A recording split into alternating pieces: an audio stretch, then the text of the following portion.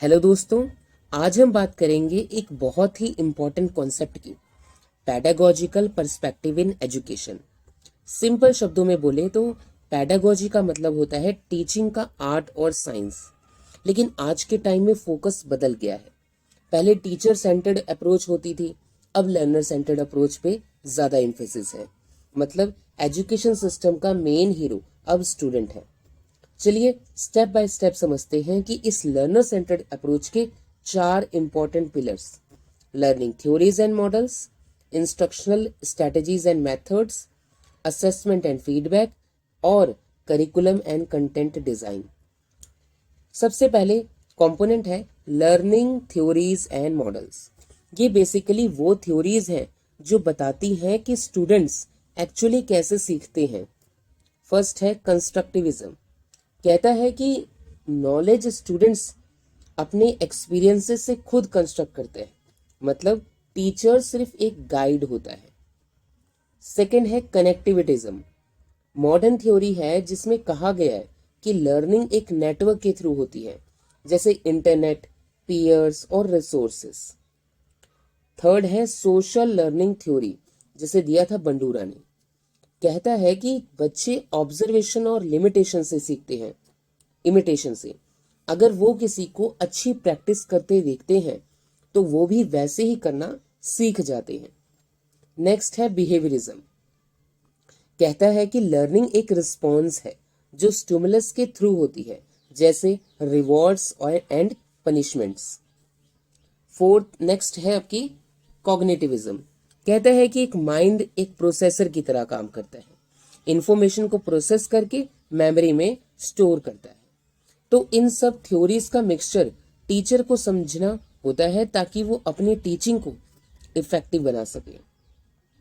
Second है instructional strategies and methods.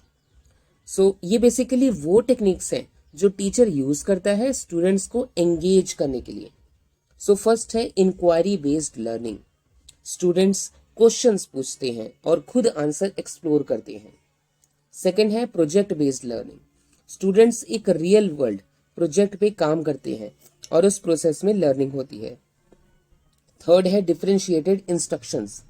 Her student की needs और लर्निंग स्टाइल्स अलग होती हैं, इसलिए टीचिंग भी उनके हिसाब से डिजाइन की जाती है। नेक्स्ट है गेमिफिकेशन। लर्निंग को इंटरेस्टिंग और मोटिवेटिंग बनाने के लिए गेम्स और रिवॉर्ड सिस्टम यूज किए जाते हैं। तो इसका मतलब है कि टीचिंग बोरिंग लेक्चर्स तक लिमिटेड नहीं है, बल्कि इनोवेटिव और इंटरैक्टिव मेथड से लर्निंग को एंगेजिंग बनाया जाता है। थर्ड आते हैं हम असेसमेंट एंड फीडबैक पर। ये एक क्रूशियल पार्ट है, क्योंकि बिना असेसमेंट के हमें ये नहीं पता चलता कि स्टूडेंट्स ने कितना सीखा है। लेकिन लर्नर सेंटर्ड अप्रोच में असेसमेंट सिर्फ मार्क्स देने के लिए नहीं होता, बल्कि लर्निंग इंप्रूव करने के लिए होता है। फर्स्ट है फॉर्मेटिव असेसमेंट। ये ऑनगोइंग असेसमेंट होता है जिसमें टीचर रेगुलरली चेक करता है कि स्टूडेंट्स कॉन्सेप्ट समझ रहा है या नहीं। सेकंड है peer and self assessment. Students अपना और अपने फ्रेंड्स का काम इवेलुएट करते हैं, इससे क्रिटिकल थिंकिंग डेवलप होती है। फिर आते हैं फीडबैक लूप्स पर। टीचर रेगुलर फीडबैक देता है जिससे स्टूडेंट्स अपनी मिस्टेक्स को सुधार सकता है। और लास्ट है हमारा authentic task. Real world, real life problems और सिचुएशन के थ्रू स्टूडेंट्स का इवैल्यूएशन किया जाता है, जिससे उन्हें रियल वर्ल्ड के लिए प्रिपेयर किया जा सके। यानी असेसमेंट एक टूल है ग्रोथ के लिए, ना कि सिर्फ जजमेंट के लिए। फोर्थ है हमारा करिकुलम एंड कंटेंट डिजाइन। ये डिसाइड करता है कि स्टूडेंट्स को क्या पढ़ना है और कैसे पढ़ना है। फर्स्ट है स्टैंडर्ड्स बेस्ड। करिकुलम को फिक्स्ड लर्निंग स्टैंडर्ड्स के हिसाब से डिजाइन किया जाता है। सेकंड है कॉम्पिटेंसी बेस्ड।